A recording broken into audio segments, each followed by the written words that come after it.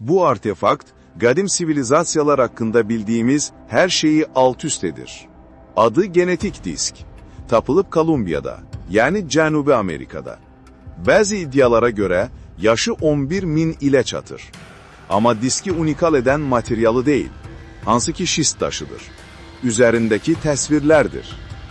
Diskin üzərində insan embriyonun inkişafının bütün mərhələləri həkk olunub. Spermatozoidlər, yumurta hüceyrələri və müxtəlif ölçülü embriyonlar. Ən böyük problem nədir?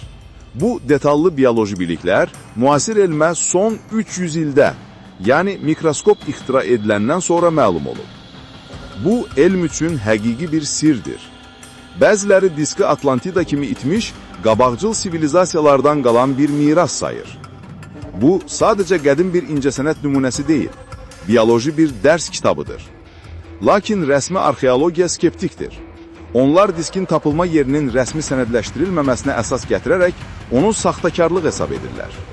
Sizcə, bu diskin arxasında itirilmiş bilik dayanır, yoxsa sadəcə ustalıqla hazırlanmış bir yalan? Fikirlərinizi şərh bölməsinə yazın.